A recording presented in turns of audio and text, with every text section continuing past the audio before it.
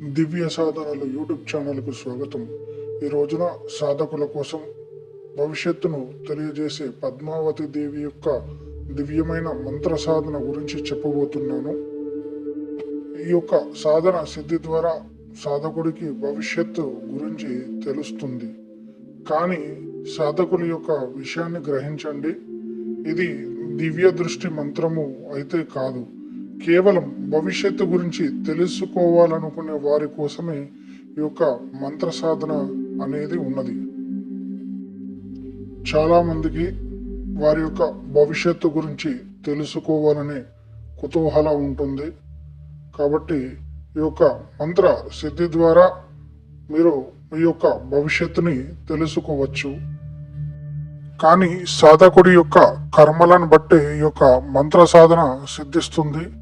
సాధకుడు గతంలో మంచి కర్మలు చేసి ఉన్నట్లయితే ఈ సాధన త్వరగా సిద్ధిస్తుంది. ఒకవేళ ఏదైనా తెలిసి కానీ తెలియక కానీ చెడు కర్మలు చేసినట్లయితే ఈ యొక్క సాధన సిద్ధించకపోవచ్చు. కావున సాధకులు ఈ యొక్క విషయాన్ని గ్రహించవలసిందిగా ఉంటుంది.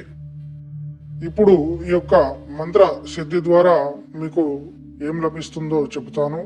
ఈ యొక్క మంత్ర సిద్ధి ద్వారా భవిష్యత్తులో మీరు ఏదైనా ఇల్లు కానీ లేదా ఏదైనా భూమి కానీ కొనాలనుకుంటారో ఆ యొక్క భూమి కానీ ఇల్లు కానీ మీకు వర్తిస్తుందో లేదో మీకు స్వప్న మార్గంలో తెలుస్తుంది. అలాగే మీకు ఏదైనా అపాయం ఉన్నట్లయితే ఆ యొక్క అపాయము ఏ విధంగా వస్తుందో మీకు స్వప్న మార్గంలో తెలియడం జరుగుతుంది. మీకు ఏదైనా ధన అవసరం ఉంటే ఆ యొక్క ధనం ఎక్కడి నుంచి వస్తుందో మీకు స్వప్న మార్గంలో తెలుస్తుంది. మీకు ఎవరైనా పరిచయస్తులు కానీ లేదా మీ స్నేహితులు కానీ ఉన్నట్లయితే వారి యొక్క స్వభావము ఎలాంటిదో మీకు స్వప్న మార్గంలో తెలుస్తుంది. అప్పుడు వారితో ఎలా ఉండాలో మీకు అర్థమవుతుంది. కనుక ఈ సాధన అన్ని విధాలుగా పనిచేస్తుంది. మీకు ఎవరైనా వెన్నుపోటు పొడవాలని అనుకునే వారి గురించి కూడా ఈ యొక్క సాధన ద్వారా మీకు స్వప్న మార్గంలో తెలుస్తుంది. ఇలా చెప్పుకుంటూ పోతే చాలా రకాలైన భవిష్యత్తు విషయాలు మీకు స్వప్న మార్గంలో ముందుగానే తెలుస్తుంది. కానీ ఈ యొక్క మంత్రసిద్ధిని మంచి కార్యాలకే ఉపయోగించండి. అలాగే ఈ యొక్క మంత్రసిద్ధి ద్వారా మీరు ఏదైనా చెడు కార్యాల గురించి తెలుసుకోవాలి అని అనుకుంటే మీకు ఆ యొక్క చెడు కార్యం గురించి మీకు స్వప్నంలో ఏది కనిపించదు. అలాగే ఈ యొక్క సాధన సిద్ధి అనేది కూడా మీరు కోల్పోవడం జరుగుతుంది. కావున సాధకులు ఈ యొక్క విషయాన్ని గ్రహించండి. మీరు మంచి కార్యాలకే ఈ యొక్క మంత్రాన్ని మీరు ఉపయోగించుకోండి. చెడు కార్యాలకి ఎట్టి పరిస్థితుల్లోనూ కూడా మీరు ఈ యొక్క మంత్రాన్ని ఉపయోగించకండి. ఇప్పుడు ఈ యొక్క మంత్రాన్ని ఎలా సిద్ధి చేసుకోవాలో చెబుతాను. మీరు ఏదైనా శుభ నక్షత్రాన కానీ లేదా శుభ తిథిన కానీ లేదా సోమవారము, బుధవారము లేదా శుక్రవారం రోజున, అలాగే అష్టమి రోజున, పౌర్ణమి రోజున ఈ సాధనను మీరు సిద్ధి చేసుకోవచ్చు. ఈ యొక్క సాధన రాత్రి 10 గంటల తర్వాతనే ప్రారంభించవలసిందిగా ఉంటుంది. సాధకుడు ఎర్రటి వస్త్రాన్ని ధారణగా చేయాలి. సాధకుడు ఎరుపు ఆసనాన్ని ఉపయోగించవలసిందిగా ఉంటుంది. ఈ యొక్క సాధనలో ప్రాణ ప్రతిష్ఠ కలిగిన జపమాలను మీరు యొక్క సాధనలో వినియోగించాలి. ముందుగా సాధకుడు తూర్పు దిక్కున కానీ లేదా ఉత్తరం దిక్కున కానీ కూర్చొని ఒక పీఠంపై ఎర్రటి వస్త్రాన్ని పరిచి దానిపై అక్షింతలు వేసి దానిపై ఒక మట్టి దీపాన్ని ఆవు నెయ్యితో వెలిగించవలసిందిగా ఉంటుంది.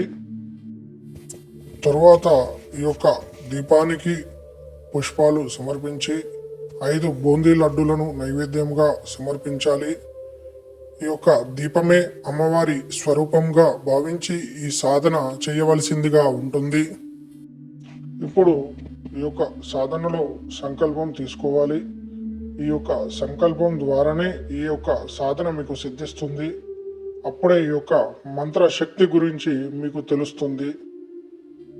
సంకల్పంలో మీ యొక్క పేరు, తల్లిదండ్రుల పేరు, మీ గోత్రనామాలు అమ్మవారికి చెప్పి ఈ సాధన మంచి కార్యాల కొరకే చేస్తానని, భవిష్యత్తు గురించి కొన్ని విషయాలు తెలుసుకుంటానని అమ్మవారికి సంకల్పం చెప్పవలసిందిగా ఉంటుంది.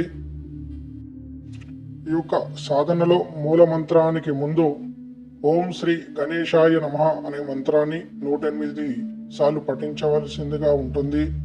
ఆ తర్వాత ఓం నమః శివాయ అనే మంత్రాన్ని 108 సార్లు పఠించవలసిందిగా ఉంటుంది. ఇప్పుడు మూల మంత్రము చెప్పబోతున్నాను. ఓం హరీం పద్మావతి దేవి త్రైలోక్య వార్త కథై కథై హ్రీం స్వహ. మరలా మంత్రాన్ని చదివి వినిపిస్తాను. ఓం హరీం పద్మావతి దేవి త్రైలోక్య వార్త కథై కథై హ్రీం స్వాహ. ఈ యొక్క మంత్రము 12,500 సార్లు మంత్ర జపం చేయవలసిందిగా ఉంటుంది. అప్పుడే ఈ యొక్క మంత్రము మీకు సిద్ధిస్తుంది. ఈ యొక్క సాధనలో సాధకుడు బ్రహ్మచర్యాన్ని తప్పనిసరిగా పాటించవలసిందిగా ఉంటుంది.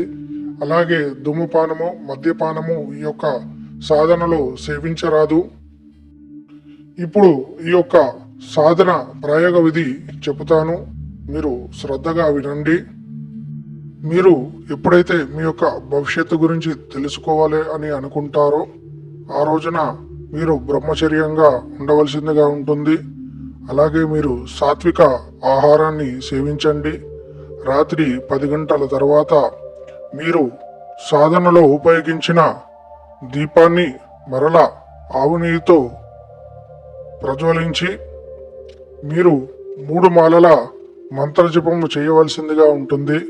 ఈ యొక్క మంత్ర జపానికి ముందు అమ్మవారికి మీరు ఏ విషయం గురించి మీరు తెలుసుకోవాలని అనుకుంటారో ఆ విషయాన్ని స్పష్టంగా అమ్మవారికి సంకల్ప రూపంలో చెప్పి 3 మాలల జపము చేసి ఎవ్వరితోని మీరు మాట్లాడకుండా అక్కడనే పడుకోండి. మీకు స్వప్న మార్గంలో అమ్మవారు మీ యొక్క భవిష్యత్తులో మీరు ఏదైతే సంకల్పం చేసి ఉంటారో ఆ సంకల్పానికి సంబంధించిన విషయాన్ని మీకు స్వప్న మార్గంలో అమ్మవారు తెలియజేస్తుంది. మంత్ర ప్రయోగము ఈ విధంగా ఉంటుంది. సాధకులారా, ఈ యొక్క విషయాన్ని మరలా గ్రహించండి. ఈ యొక్క మంత్ర సిద్ధి అనేది మంచి కార్యాలకే ఉపయోగించండి. చెడు కార్యాలకి అసలే ఈ యొక్క మంత్రాన్ని ఉపయోగించకండి. ఒకవేళ మీరు చెడు కార్యాలకి ఉపయోగించినట్లయితే మీరు ఈ యొక్క మంత్ర సిద్ధిని పోగొట్టుకున్న వాళ్ళు అవుతారు.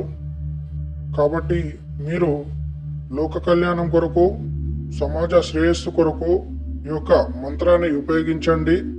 ఈ యొక్క వీడియో మీకు నచ్చినట్లయితే లైక్ చేయండి, షేర్ చేయండి, సబ్స్క్రైబ్ చేయండి.